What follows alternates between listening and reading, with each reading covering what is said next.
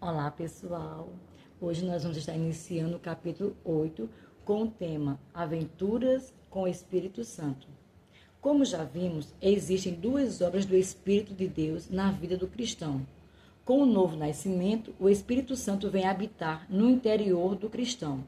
E no batismo no Espírito Santo, ele vem sobre o cristão. A realidade do Espírito Santo vivendo no interior do cristão está relacionada ao seu estado pessoal mais do que com o serviço, com testemunhar e poder.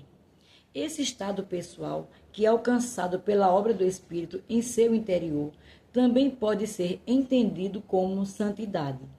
Já a obra do Espírito sobre o cristão, através do batismo no Espírito Santo, tem a ver com o serviço ou testemunhar. É o batismo de poder. Claro que não devemos por nenhum instante desprezar o poder que recebemos com o batismo no Espírito Santo. Mas muito pouco se é falado a respeito de santidade. Corremos perigo por não termos equilíbrio e enfatizarmos mais o poder, deixando o povo de Deus no escuro quanto à sua expectativa do seu relacionamento pessoal com Ele. Como já tratamos anteriormente neste livro, a obra do Espírito Santo dentro do cristão produz fruto. E os primeiros elementos desse fruto são amor, alegria, paz. As outras características podem ser encontradas em Gálatas 5, versos 22 e 23. Então, quando Cristo disse aos seus discípulos que o Espírito Santo habita convosco e estará em vós, João 14, 17, ele tinha em mente uma experiência. E quando ele falou para os seus discípulos, ficai em Jerusalém até que do alto sejais revestido de poder. Lucas capítulo 24, 49. Ele tinha em mente outro tipo de experiência. Nós já falamos bastante a respeito do Espírito Santo no interior do cristão. Agora, vamos ver um pouco a respeito do Espírito Santo sobre o cristão. Nós vimos que nascer de novo e ter o Espírito Santo vindo habitar dentro de nós é algo que devemos definitivamente aproveitar. Da mesma forma, existe um derramar tão genuíno do Espírito Santo que Deus dá a todo aquele que receber e crer nele para tal. Deus trará essa experiência para os cristãos de hoje da mesma forma que ele fez para aqueles 120 discípulos que estavam reunidos no dia de Pentecostes. Essa experiência ainda está disponível. Em João 20, verso 22, a Bíblia nos fala que Jesus soprou sobre os seus discípulos e disse, recebeu o Espírito Santo, e Lucas 24, 45 diz, então lhes abriu o entendimento para compreenderem as Escrituras. Veja que isso aconteceu após a ressurreição do Senhor Jesus Cristo, mas antes do derramado do Espírito Santo no dia de Pentecostes. Quando Jesus soprou sobre os seus discípulos e disse, recebeu o Espírito Santo, fica claro para nós que alguma coisa aconteceu dentro deles. Até aquele momento, eles haviam sido um grupo misto e problemático. Mas após esse encontro com Jesus ressurreto, a condição deles mudou, mesmo antes do Espírito Santo ser derramado sobre eles no dia de Pentecostes. Lucas disse, então eles o adoraram e voltaram com grande júbilo de Jerusalém. E estavam sempre no templo louvando e bendizendo a Deus. Lucas, capítulo 24, versos 52 e 53. Lembre-se que uma das características da presença do Espírito Santo em nós é alegria, gozo. Essa mudança nos discípulos veio através do Espírito de Cristo que agora neles habitava. Subtítulo, o revestimento de poder. Porém, Jesus, em complemento a essa bênção, mandou que seus discípulos ficassem em Jerusalém até que do alto fossem revestidos de poder. Veja que Jesus não os mandou ficar em Jerusalém até que eles se convertessem ou nascessem de novo ou fossem feitos novas criaturas ou regenerados. Abre parêntese. Todos estes são termos usados para a mesma experiência. Fecha parênteses. Ele nem falou que ficassem em Jerusalém até que recebessem o Espírito Santo. Ele já havia soprado sobre eles e falado, recebei o Espírito Santo. João 20, verso 22.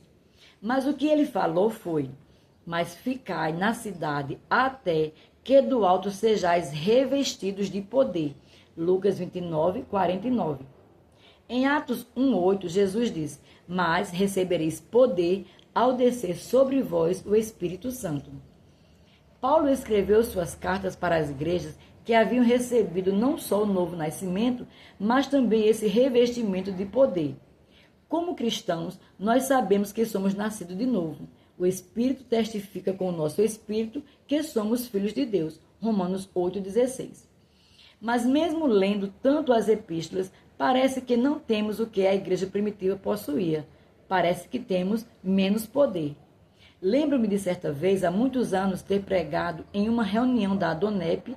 Eu preguei apenas uma noite, mas por 5 reuniões seguidas, todas as noites, algo foi falado a respeito do batismo no Espírito Santo. Então, durante essa reunião, um pastor batista veio à frente e recebeu o batismo no Espírito Santo. Mais tarde, enquanto conversávamos, ele me disse: agora estou pronto para voltar a pastorear. Ele me explicou que tinha sido pastor de uma igreja batista em outra cidade daquele estado e, de qualquer ponto de vista, era para ele estar satisfeito ali. Ele tinha uma igreja rica e grande, tinha uma boa formação, tinha graduado na faculdade e também no seminário batista. Mas esse homem falou: eu pastoreei durante 12 anos e quanto mais eu pastoreava, menos via poder em mim. Eu fui ensinado no seminário que eu era nascido do Espírito e que, portanto, eu já tinha o Espírito Santo e esse era o máximo que eu poderia ter. Mas quanto mais eu li o livro de Atos e as epístolas, mais eu pensava: se eu tenho o que eles tinham, então com certeza não funciona em mim da mesma forma que funcionava com eles. Ele foi sensível e racional o suficiente para receber que a palavra estava falando de algo que ele não estava experimentando. Então ele continuou: pessoas vieram até mim procurando ajuda e eu me senti tão incapaz sem poder ajudá-las. Eu não tinha poder. Eu sabia que era salvo, mas chegou um ponto onde eu decidi que não conseguia mais continuar. Ele e sua esposa tinham 2 filhos na pré-adolescência. Depois de lidar com isso sozinho por um mês, ele reuniu sua família e falou o que ele tinha em mente. Ele falou que não estava desistindo de Deus, porque Deus era real para ele. Mas que ele estava tão cansado do ministério e com sua formação, ele poderia trabalhar em algum lugar. Na verdade, ele já tinha algumas ofertas de trabalho. E então esse homem virou um homem de negócio e prosperou financeiramente. Mas ele começou a se interessar a respeito do batismo no Espírito Santo por causa das reuniões da Adonep. Ele me disse: eu não entendia. Eu falava mal do movimento pentecostal, mas finalmente eu fiquei tão faminto espiritualmente que eu disse ao Senhor: tudo bem, se é preciso falar em línguas, eu estou pronto para isso também. Então, ele veio à frente durante a reunião e eu estava pregando e foi batizado no Espírito Santo de forma gloriosa e começou a falar em outras línguas. E ele me falou: louvado seja Deus, mal posso esperar em voltar para o ministério. Agora ele estava pronto. Os discípulos de Jesus, incluindo os apóstolos, haviam sido chamados e ordenados por Deus. Mas Jesus disse a eles: não saiam de Jerusalém, até que do alto sejais revestidos de poder. Eu nasci e fui criado na Igreja Batista. Lembro-me de um professor que tive anos atrás no seminário da Universidade de Baylor. Ele era um senhor já idoso, com cabelos brancos. Para toda a turma que estava se formando, ele falava: existe uma experiência que segue a salvação, chamada batismo no Espírito Santo. É um revestimento de poder vindo do céu. Não se atreva a pregar sem antes tê-lo recebido. Isso era tudo que ele podia falar a respeito do assunto. Mas se ele tivesse despertado a curiosidade e feito com que eles buscassem a Deus, grandes coisas poderiam ter acontecido. Ele estava apenas dando a mesma demonstração que Jesus havia dado aos seus discípulos. Subtítulo: A única maneira. Eu quero concluir uns pensamentos aqui. O fato de termos 2 grupos ligados ao Espírito Santo Cada um com 9 características ou elementos é muito significativo. Nós já vimos a respeito deles de forma mais rápida e nos aprofundamos mais no amor em Gálatas 5, 22 e 23. Nós vemos os 9 elementos do fruto do Espírito. Também podemos dizer que são características que passam a fazer parte do caráter do cristão como resultado da presença do Espírito Santo dentro dele. Jesus disse: "Eu sou a videira, vós sois os ramos." João 15, 5. Os frutos nascem nos ramos por causa da vida que está na árvore, não é? Então, como resultado da presença do Espírito Santo em nosso interior, nós temos que apresentar essas 9 características do fruto do Espírito. Em 1 Coríntios capítulo 12, do verso 7 ao 11, nós aprendemos que a manifestação do Espírito é dada a todo homem também, sendo um grupo de 9 manifestações. Normalmente, chamamos essas 9 manifestações de os dons do Espírito. Eles são dados para o que for útil. 1 Coríntios 12, 7. Em outras palavras, os cristãos recebem os dons do Espírito para que eles abençoem outras pessoas. Podemos concluir, então, que o Espírito em nosso interior é para que produzamos fruto, e o derramamento do Espírito através do batismo no Espírito Santo para servir. Percebemos, então, que o único caminho, a única maneira de recebermos os 9 dons do Espírito é através do batismo no Espírito Santo, como nos ensina em Atos 2, do verso 1 ao 4, sendo guiados através do Espírito em nós. Quando eu nasci de novo, antes mesmo de receber o batismo no Espírito Santo, eu era guiado por ele, por causa da sua presença em meu interior. Em Romanos 8,14 lemos: "Porque todos que são guiados pelo Espírito de Deus são filhos de Deus." O Espírito Santo em mim falava comigo, me mostrava coisas e me dirigia. Eu tinha o conhecimento de certas coisas e podia orar por elas antes mesmo que elas acontecessem. Mas existe uma diferença muito grande entre ser guiado dessa forma e ser batizado no Espírito Santo, tendo a manifestação sobrenatural dos dons operando através de mim, como, por exemplo, a palavra de sabedoria. Muitos erram nesse ponto.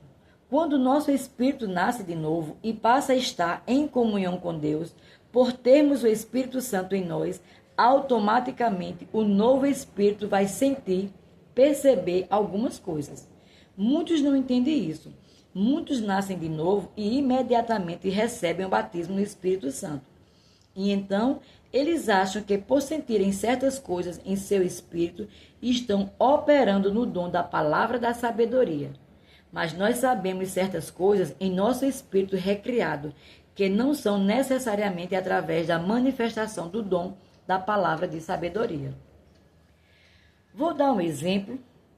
Eu nasci de novo em 22 de abril de 1933, mas ainda fiquei na cama, doente, por 16 meses antes que eu fosse curado. No início do mês de agosto do ano de 1933, eu estava com 16 anos de idade. Meu irmão mais velho, dos que completaria 18 anos em setembro, havia saído de casa. Estávamos vivendo os dias da Grande Depressão, então era muito difícil conseguir um emprego. Dub havia comentado com alguns membros da família que ele ia tentar achar algum trabalho pelo Vale do Rio Grande. Durante aquele tempo, era o que garotos faziam. Eles subiam nos trens e viajavam procurando por emprego. Aqueles trens estavam sempre cheios de jovens rapazes. Bem, então, durante os dias em que Dub estava fora, eu senti em meu espírito que ele estava correndo perigo. Eu não falei nada para minha mãe. Ela já tinha problema suficiente por causa da minha doença. Ela tinha que cuidar de mim igual a um bebê, porque eu não podia fazer nada. Passaram-se 3 dias e finalmente minha mãe veio falar comigo. Filho, eu odeio ter que te incomodar por causa da sua condição física e tudo mais. Mas eu estou muito aflita por causa do Dub. Eu não sei o que é, mas acho que ele está passando por algum problema. Veja que ela também sentiu em seu espírito que alguma coisa estava errada com Dub. Ela me falou que ela achava que ele havia sido preso, algo assim. Então eu falei, não, mãe, não é isso. Eu já sabia há 3 dias, mas eu não queria te preocupar. Ele não está preso. Ele estava correndo perigo em seu corpo físico, mas eu tenho orado por 3 dias e eu tenho paz em mim a respeito disso. Ele está bem, não precisa mais se preocupar. É como se fosse uma intuição dentro de mim. Foi assim que eu fiquei sabendo, algo testificando em meu interior. Lembre-se do que está escrito em Romanos 8,14, porque todos os que são guiados pelo Espírito de Deus são filhos de Deus. E o versículo 16 desse mesmo capítulo diz, o mesmo Espírito, ele mesmo testifica com o nosso Espírito que somos filhos de Deus. Esse testemunho vem em nosso interior através do novo nascimento. Bem, o mesmo Espírito que testifica com o seu Espírito que você é filho de Deus, também irá testificar com o seu Espírito sobre outras coisas. Então, tudo que eu tive foi aquela intuição em meu interior, aquela testificação em meu espírito de que a vida do meu irmão estava em risco. Mas eu orei e soube que tudo estava bem. Eu falei com minha mãe. Eu tenho paz em meu espírito sobre isso. Eu já recebi a minha resposta. Minha mãe me perguntou, filho, você tem certeza? Você tem certeza? Nós éramos ainda crianças espirituais em assuntos assim. Então eu disse, eu nunca tive tanta certeza em toda a minha vida. Pode descansar, ele está bem. Ela suspirou em alívio e disse, estou feliz em poder ouvir isso. Pouco mais de 24 horas depois dessa conversa, Dub chegou em casa. Já era noite. Ele esteve viajando de trem, voltando do Vale do Rio Grande. Eles estavam entre Corsicana, Texas e Dallas, quando um agente ferroviário veio e bateu em sua cabeça com um cano e o lançou para fora do trem. Em 1933, nossas locomotivas ainda eram movidas a carvão e elas deixavam rastros de brasas e cinzas ao longo dos trilhos. Dub não contou que a última coisa que ele se lembrava era de estar arrastando suas costas nessas brasas. Sua camisa foi completamente rasgada e partes da sua calça também. Por causa da queda, ele quase quebrou sua coluna e a parte de trás de seu corpo ficou todo queimado em carne viva. Algumas horas depois, ele ficou consciente de novo. Ele estava em uma vala com muitas dores por todo o seu corpo. Se minha mãe e eu não tivéssemos sido avisados em nosso espírito e não tivéssemos orado, a queda o teria matado. Dub estava sem camisa. A parte de trás da sua calça e da sua cueca já não existia mais e suas nádegas estavam de fora. Naquele tempo você não podia sair na rua daquele jeito. Eles poderiam te prender por exposição indecente. Ele não podia pedir carona na beira da estrada e não podia aparecer daquela forma à luz do dia. Então, durante 3 dias, ele andou seguindo os trilhos do trem só durante a noite. Durante o dia, ele se escondia nas fazendas. Era a época de colheita de melancia e outras frutas. Então, ele comia do que encontrava no caminho. Ele veio por Dallas durante a noite para que não fosse preso e seguiu até em casa pelos trilhos do trem. Como eu disse, ele havia caído e rolado naquelas brasas, suas costas e suas nádegas ficaram em carne viva. Ele estava todo preto, muito sujo. Ele estava tão exausto que por 2 ou 3 dias não conseguiu se levantar da cama. Mas mamãe e eu sabíamos pela intuição em nosso espírito, e graças a Deus por isso, que algo havia acontecido com ele. Alguém pode falar, você soube porque você é um profeta. Mas isso não tem nada a ver com o ministério de profeta. Eu não entrei no ministério de profeta antes de 1950. Eu simplesmente soube, através do Espírito de Deus, em meu espírito recriado, que algo havia acontecido com Dub. Não há um membro sequer da minha família que tenha estado em algum tipo de perigo sem que tenha chegado ao meu conhecimento antes de acontecer. Muitas vezes, durante a noite, eu era acordado e colocado em alerta pelo Espírito de Deus. E aqui concluímos o capítulo 8. Sejam abençoados na prática da palavra.